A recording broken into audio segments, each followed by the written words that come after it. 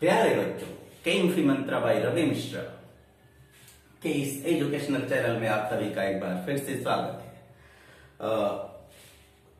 Class 12 की classes start हो चुकी हैं। फिजिक्स में हम 2 लेक्चर ले चुके हैं। अब बारी है क्लास 10 की। आज से हम क्लास 10 शुरू करेंगे।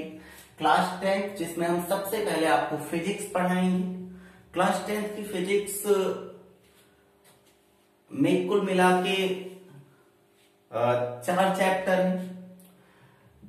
इन 4 चैप्टर्स में सबसे मजेदार चैप्टर आपका पहला चैप्टर जो साइंस की बुक में चैप्टर 10 है, तो हम यहीं से शुरुआत करेंगे। तो हम आपको एक और बात बता दें कि क्लास 10 के बच्चों के लिए जो भी हम यहाँ पढ़ाएंगे वो जब चैप्टर खत्म होगा तो उस एकदम लास्ट में हम आपको टेलीग्राम पे इस पूरे चैप्टर का पीडीएफ नोट्स प्रोवाइड कराएंगे। केवल इस चैप्टर का नहीं, बाकी जितने भी चैप्टर्स हम आगे कवर करते जाएंगे उनके पीडीएफ नोट्स हम आपको टेलीग्राम के अपने चैनल पे प्रोवाइड कराते जाएंगे। हाँ, बेहतर होगा आपके लिए अगर आप हमारे साथ नोट्स बनाते चले। यहाँ इंग्लिश मीडियम के बच्चों के लिए एक खास बात है कि 12 के बच्चे तो ट्रांसलेट करके लिख लेते हैं।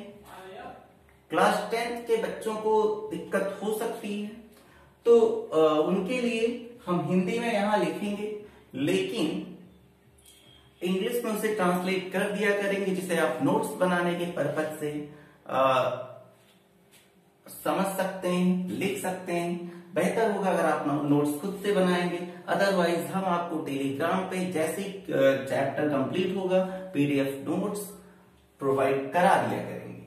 तो आइए शुरू करते हैं आज से क्लास 10 फिजिक्स, क्लास 10 भौतिक विज्ञान, जिसमें पहला चैप्टर है चैप्टर संख्या 10 प्रकाश, जिसमें हमें पढ़ना है परावर्तन एवं अपवर्तन, light, reflection and refraction.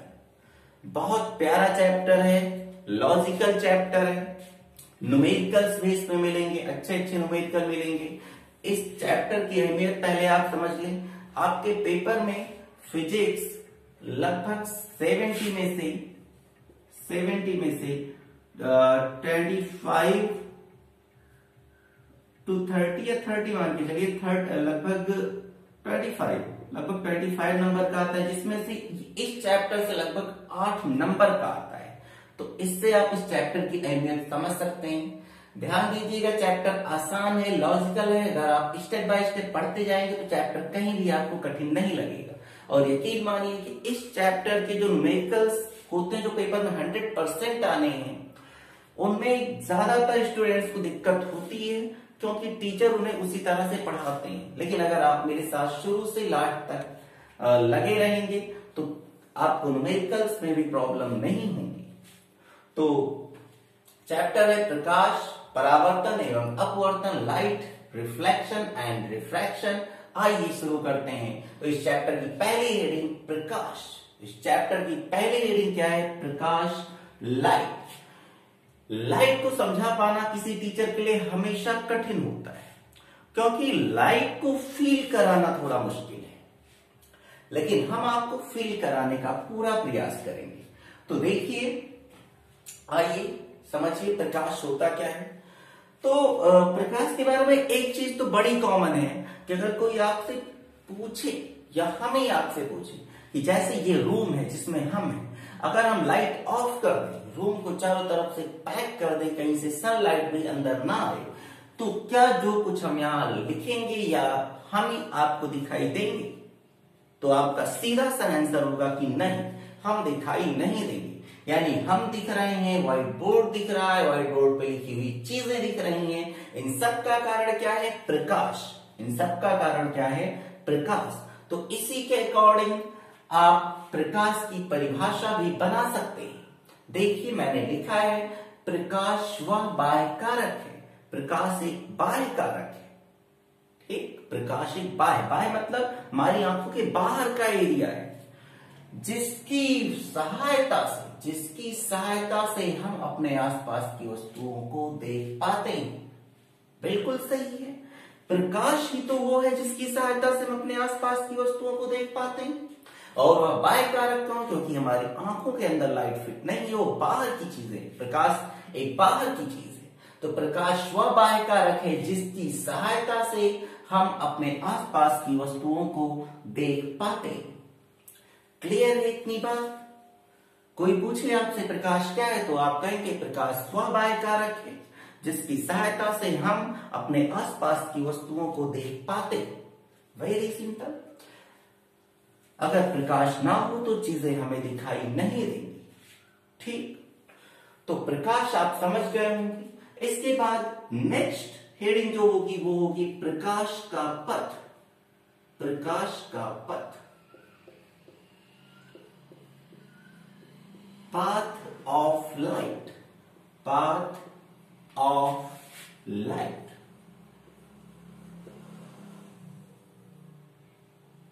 Path of light.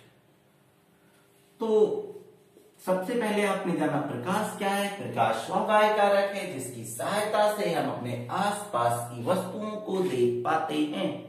प्रकाश ना हो तो हम अपने आसपास की वस्तुओं को देख नहीं पाएंगे।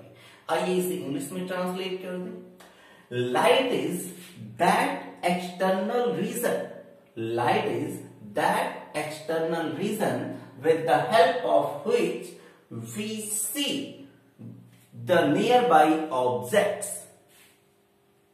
समझ गए क्या कहा मैंने? Light is that external reason, प्रकाश वह बाह्य कारक है, with the help of which, जिसकी सहायता से वी कैन सी, हम देख सकते हैं, नियर बाई ऑब्जेक्ट्स, आसपास की वस्तुओं को। क्लियर? Very good. तो डेफिनेशन लिख लेना। आइए अब आगे बढ़ते हैं। प्रकाश का पथ, पाथ ऑफ लाइट। प्रकाश का पथ कैसा होता है? तो अगर आपसे कोई पूछे प्रकाश का पथ कैसा होता है, तो ज्यादातर बच्चों का आंसर आएगा कि प्रकाश सरल रेखा में, स्ट्रेट लाइन में, किसमें? सरल रेखा में, स्ट्रेट लाइन में, या स्ट्रेट पाथ पर ट्रेवल करता है, चलता है। क्या आपकी बात सही है? आइए समझें।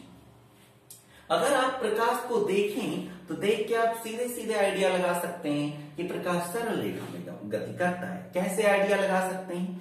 कई बार आप अपने कमरे में, कई बार जब आप अपने कमरे में सो रहे होते हैं, आप कमरे में जो, आपके कमरे में जो खिड़की लगी हो और खिड़की खुली हो, वहां से जो लाइट अंदर आती है उसे आप ध्यान से देखें तो आपको लगेगा कि प्रकाश सरल रेखा में गति करता है। ठीक, क्या लगेगा? कि प्रकाश सरल रेखा में गति करता है। इतनी चीज क्लियर हो रही है? या जब आप टॉर्च जलाते हैं तो भी आपको फील होता है कि प्रकाश स्ट्रेट चलता है। अगर आप रात में टॉर्च जलाते हैं तो आपको लगता है कि प्रकाश बिल्कुल सरल रेखा में गति करता है।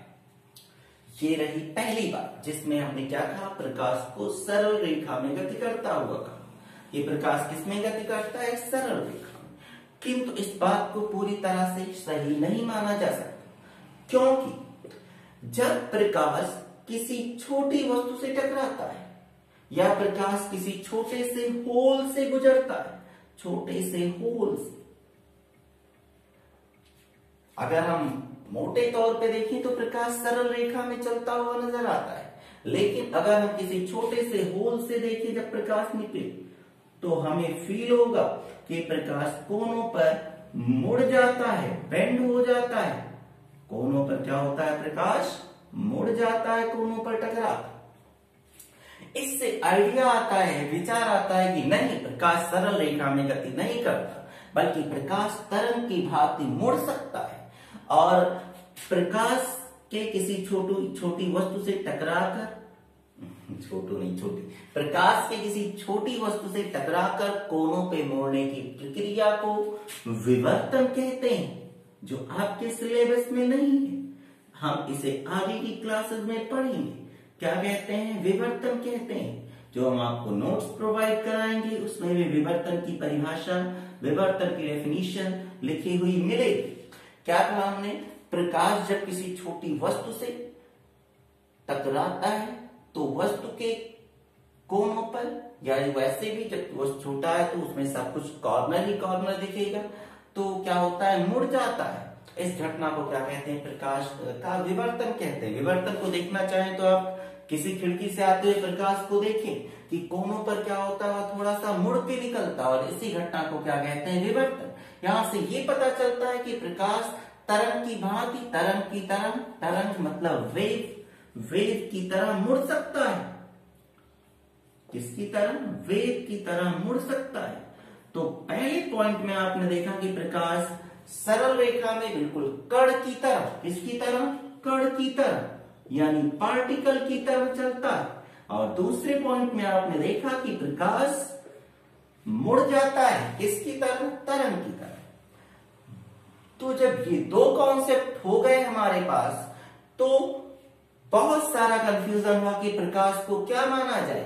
कण माना जाए या तरंग माना जाए, वेव माना जाए या पार्टिकल माना जाए? क्योंकि जो कण प्रकृति है उसके अनुसार प्रकाश सरल रेखा में चलता है, किंतु तरंग प्रकृति के अनुसार प्रकाश मुड़ भी सकता है।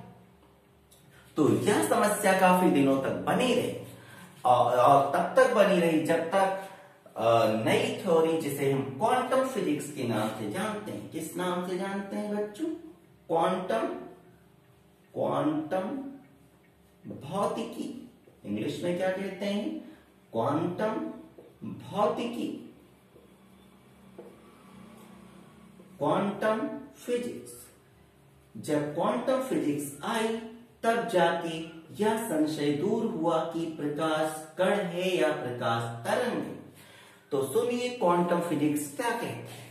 क्वांटम फिजिक्स कहता है कि प्रकाश ना तो कण है ना तो तरंग है, प्रकाश दोनों है। मतलब क्या हुआ कि जब किसी बड़ी वस्तु से टकराता है तो वह कण की भांति व्यवहार करता है, अर्थात सरल रेखा में चलता हुआ प्रतीत होता है। किंतु जब प्रकाश किसी छोटी वस्तु से टकराता है तो वह तरंग की भांति व्यवहार करता है और विवर्तन जैसी घटनाएं दर्शाता है। इतनी बात क्लियर हुई। यानी क्वांटम फिजिक्स क्या कहता है कि प्रकाश में दोहरी प्रकृति होती है। कौन सी प्रकृति होती है? दोहरी प्रकृति होती है। यहां लिख दे रहे हैं, प्रकाश में कौन सी प्रकृति होती है? दोहरी प्रकृति। दोहरी प्रकृति, डुअल नेचर। बोलो, इतनी बात समझ में आई? प्रकाश में क्या होती है? दोहरी प्रकृति, डुअल नेचर, यानी प्रकाश कण और तरंग दोनों की भांति व्यवहार करता है। यानी अब अगर आपको इन सारी बातों को लिखना हो तो कैसे लिखेंगे? एक बार सुन ले ध्यान से।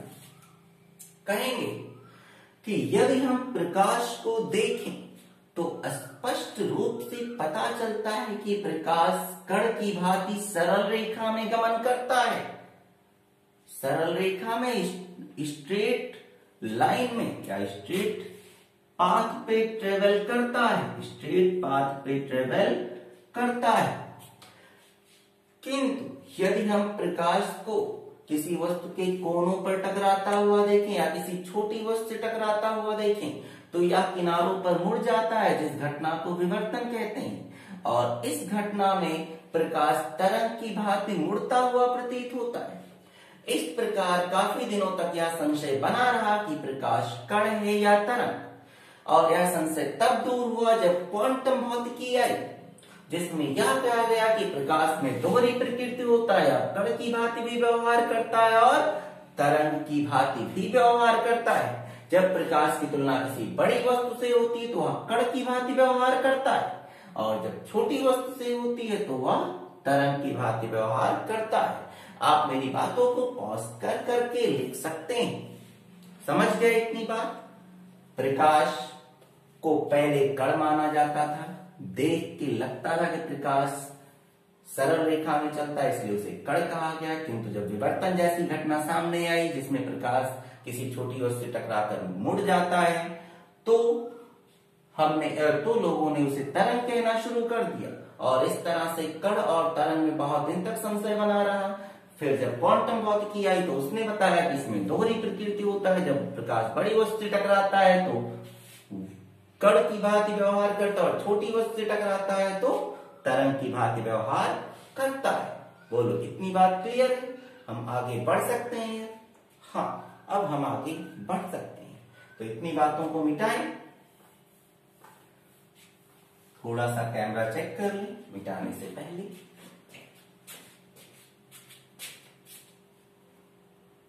हाँ, सारी चीजें क्लियर हैं।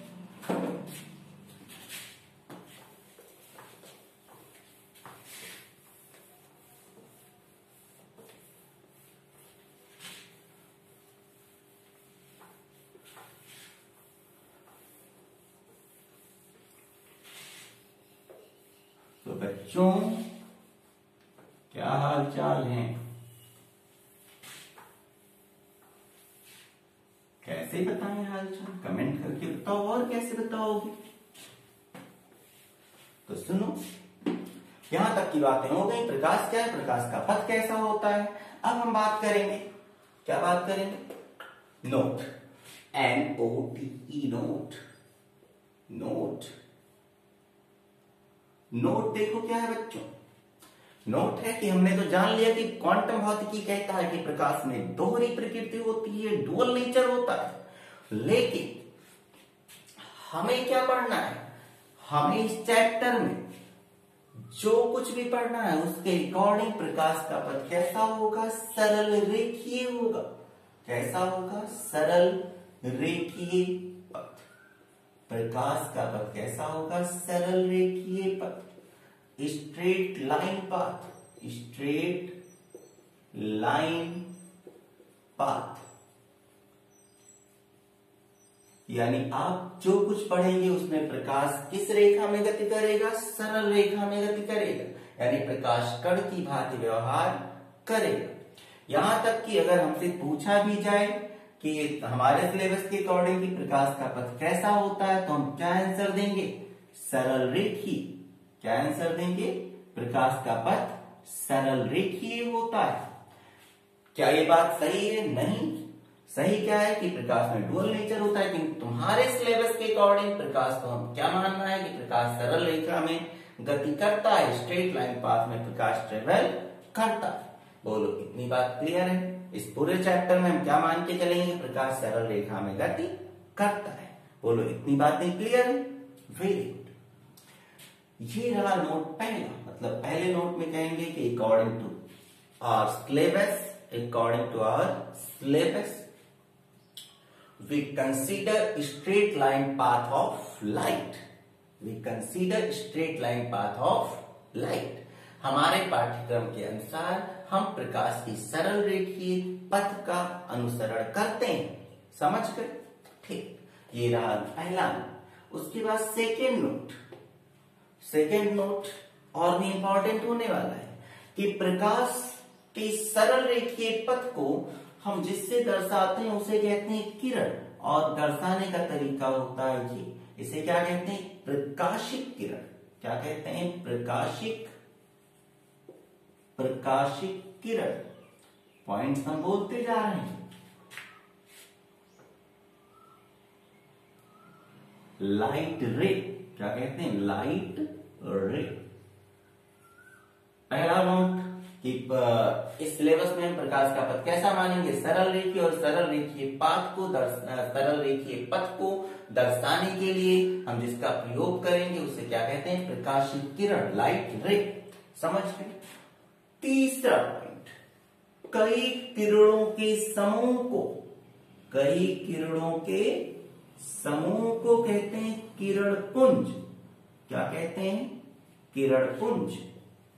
किरण पुंज,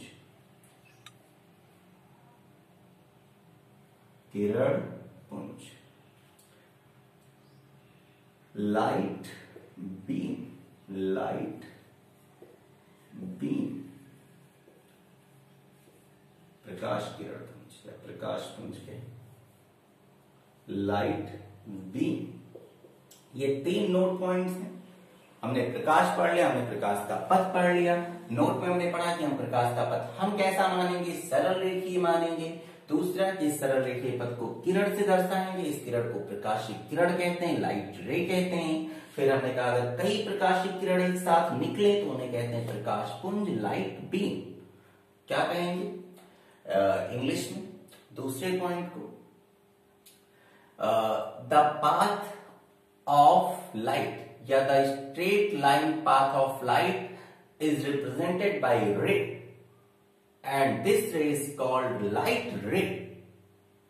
समझ गए। फिर थर्ड पॉइंट क्या कहेंगे कि द कॉम्बिनेशन ऑफ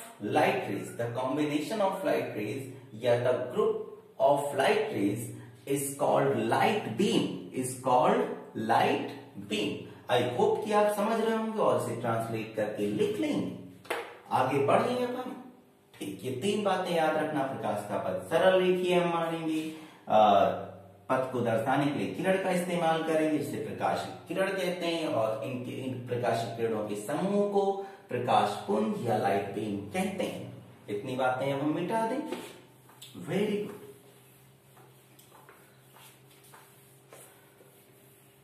अब हम अगली रीडिंग डालेंगे। इतनी बातें हो गई, प्रकाश का पथ, कुछ नोट पॉइंट्स, और अब रीडिंग डालेंगे प्रकाश संबंधी कुछ प्रमुख घटनाएं।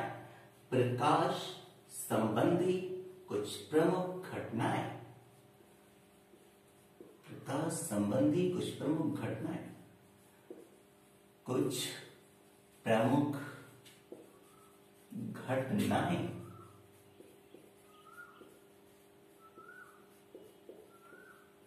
Some special या some important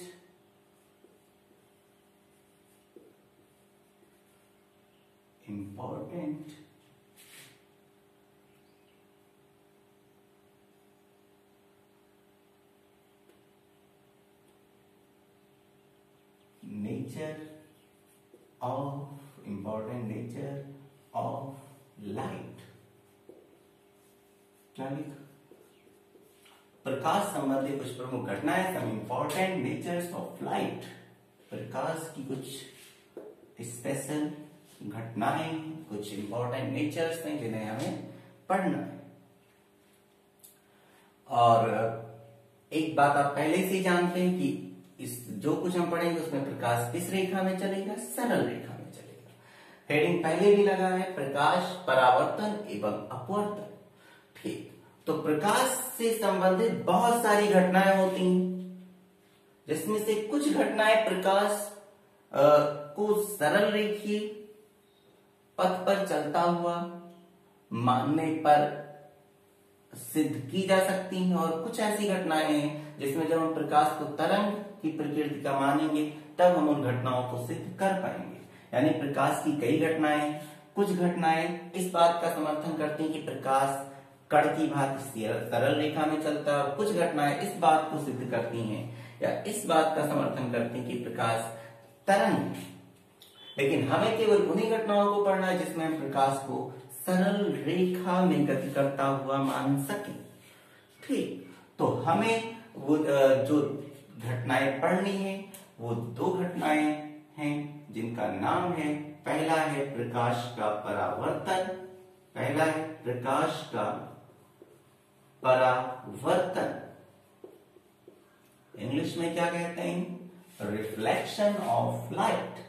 reflection of light. Notes आप लोग जरूर बनाते रहें। Reflection of light. और दूसरी घटना है प्रकाश का अपवर्तन। दूसरी घटना है प्रकाश का अपवर्तन। Refraction of light. Refraction of light. इस चैप्टर में हमें इन्हीं 2 घटनाओं के बारे में विस्तार से पढ़ना है। कौन सी 2 घटनाएं, प्रकाश का परावर्तन और प्रकाश का अपवर्तन। ये दोनों घटनाएं प्रकाश के सरल रेखीय पथ का समर्थन करती हैं। तो पहला है प्रकाश का परावर्तन। और दूसरा है प्रकाश का अपवर्तन, reflection of light, refraction of light, जिसमें से आज हम प्रकाश का परावर्तन शुरू करेंगे, जो करीब 4 से 5 वीडियोस में कवर होगा। उसके बाद प्रकाश का अपवर्तन हम स्टार्ट करेंगे। ये पूरा चैप्टर इन्हीं 2 घटनाओं के विषय में एक्सप्लेन करता है, इन्हीं 2 घटनाओं के विषय में हमें जानकारी देता है। एक बार हम कैमरा चेक कर लें, फिर आगे बढ़े।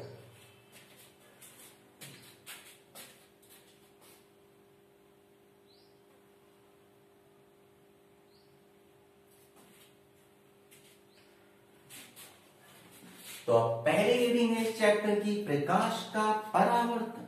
इस चैप्टर की नहीं, सॉरी, पहली घटना है प्रकाश का परावर्तन। अब ये सारी चीजें मिटा दें, आज से हम स्टार्ट कर रहे हैं प्रकाश का परावर्तन, जो 4-5 लेक्चर में लगातार चलेगा। तो पहली रीडिंग है प्रकाश का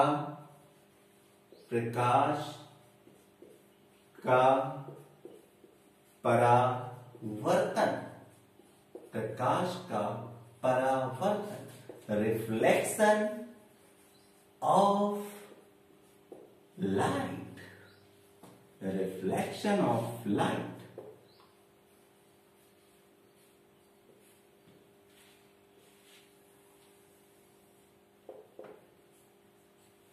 आइए समझें कि प्रकाश का परावर्तन क्या होता है।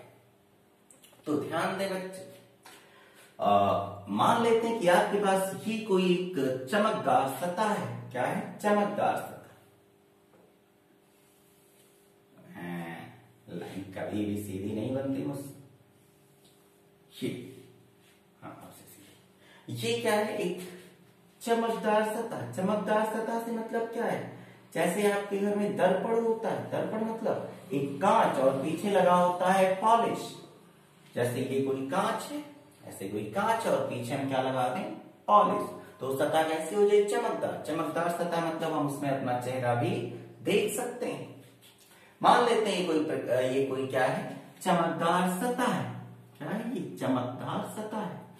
अब जब हम इस पे कोई प्रकाश की किरण आपतित कराएंगे, जब हम कोई प्रकाश की किरण इस पे, अभी ना कहें आपतित, बाद में बताएंगे ये सब। मान लो इस पे कोई प्रकाश की किरण ऐसे आके पड़ती है, ऐसे आके प्रकाश की किरण पड़ती है, तो अगर ये सतह चमकदार है तो ये प्रकाश की किरण ऐसे पड़ेगी और फिर ऐसे निकल जाएगी।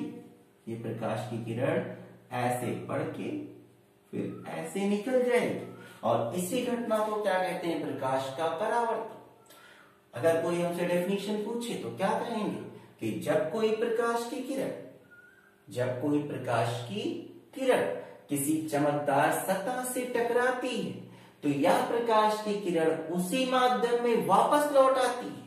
मतलब नीचे वाले माध्यम में किरण कहां गई? ऊपर वाले माध्यम में ही वापस लौट आई।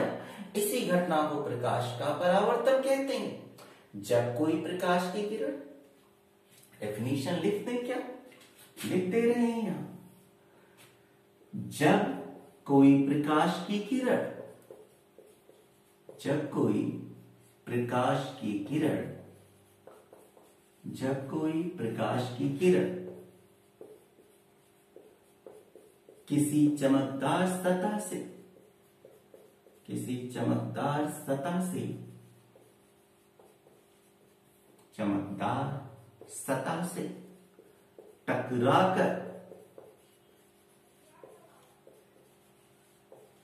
टकराकर वापस लौट आती है,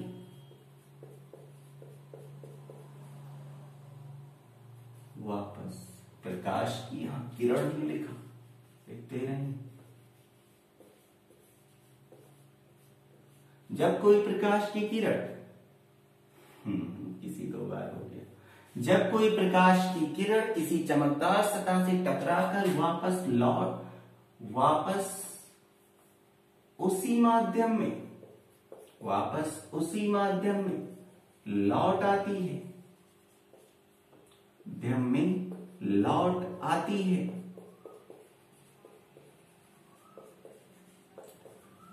तो इस घटना को तो इस घटना को क्या कहते हैं? को प्रकाश का परावर्तन कहते हैं।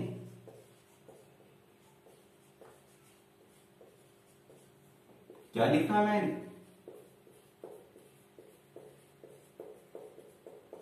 जब कोई प्रकाश की किरण किसी चमकदार सतह से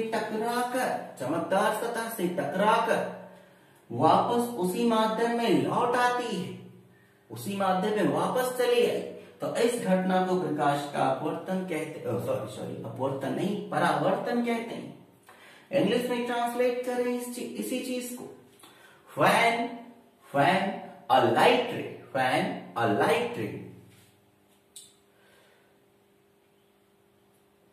इंसिडेंट मतलब टकराती, incident upon a shining surface, it comes back in the same medium. This phenomena of light is called reflection of light. क्या कहा मैंने? When a light ray means जब कोई प्रकाश की किरण इंसिडेंट मतलब गिरती है, अपॉन अ शाइनिंग सरफेस मतलब किसी चमकदार सतह पर, देन इट कम्स बैक तो यह वापस आ जाती है इन द सेम मीडियम मतलब उसी माध्यम में। कॉमा लगाएंगे, कहेंगे this phenomena of light is called reflection of light. समझ गए होंगे। अब आइए इससे संबंधित कुछ बातें करें। ये जो सतह है जिस पे परावर्तन हो रहा है इसे कहते हैं परावर्तक पृष्ठ। परावर्तक पृष्ठ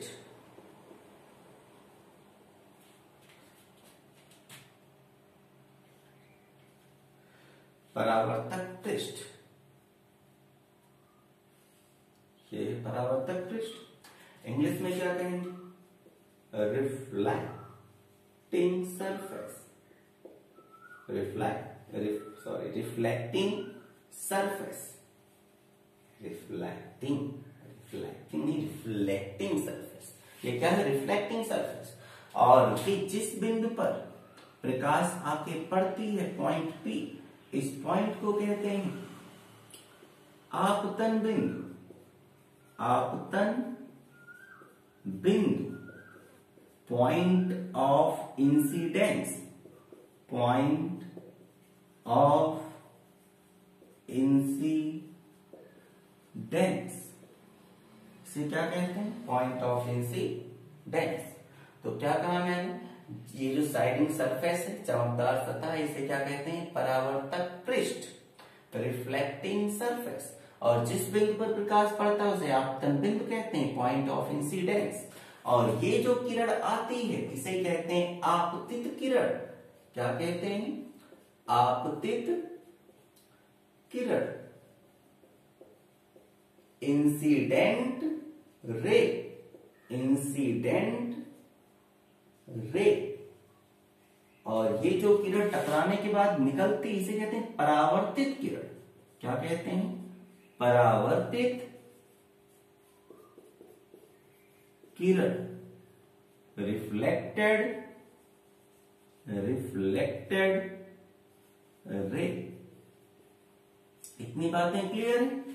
फिर एक बार, अगर हम आपतन बिंदु पर यानी कि यहां परावर्तक पृष्ठ पर एक लंब खींचें, परपेंडिकुलर खींचें, मतलब ये 90 के एंगल पे, तो इसको यहां हम नाम दे दें Pn। इसे कहते हैं अभिलंब। क्या कहते हैं? अभिलंब, नॉर्मल। अभिलंब, नॉर्मल। इतनी बातें क्लियर है। क्या कहा हमने? चमकदार सतह को परावर्तक पृष्ठ, रिफ्लेक्टिंग सरफेस कहते हैं। जिसपे प्रकाश की किरण आके गिरती है उसे आपतन बिंदु, पॉइंट ऑफ इंसिडेंस कहते हैं। और इस किरण को आपतित किरण कहते हैं जो आ रही है, और जो वापस आती है उसे परावर्तित किरण, रिफ्लेक्टेड रे कहते हैं। और अगर आपतन बिंदु पर परावर्तक पृष्ठ पर हम अभिलंब बनाए, या जो यहाँ पीएन है तो उस पीएन को क्या कहते हैं, अभिलंब कहते हैं। बोलो इतनी बात क्लियर है।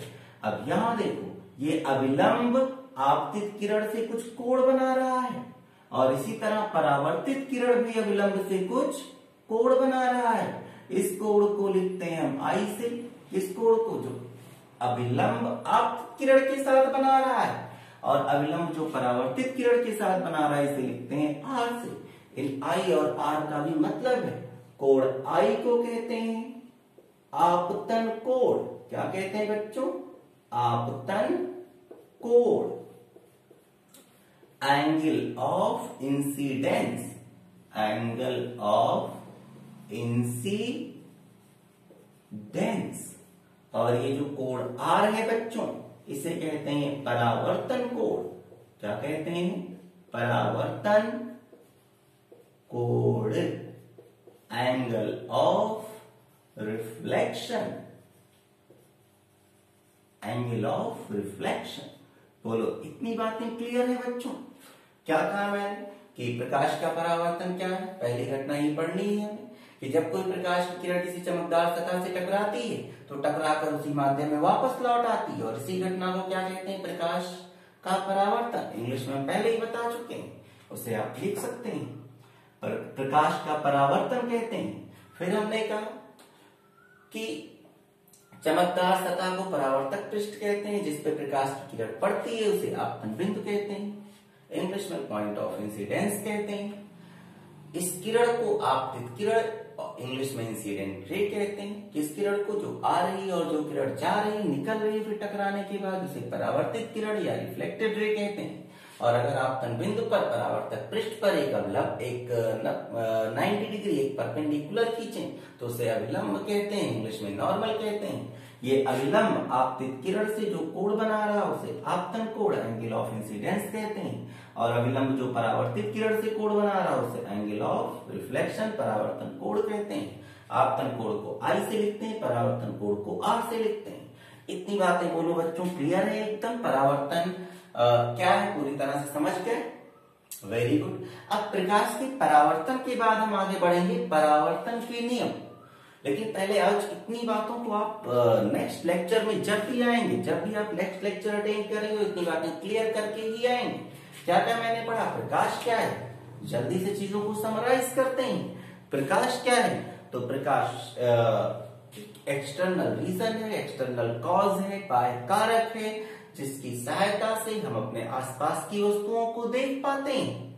फिर आया प्रकाश का पथ कैसा है, तो हमने कहा इसमें बहुत कंफ्यूजन था, क्योंकि देख के लगता था प्रकाश सरल रेखा में चलता है, और किंतु जब छोटी वस्तुओं से टकराता था या वस्तु के कोनों से टकराता था वो किनारों पे मुड़ जाता था।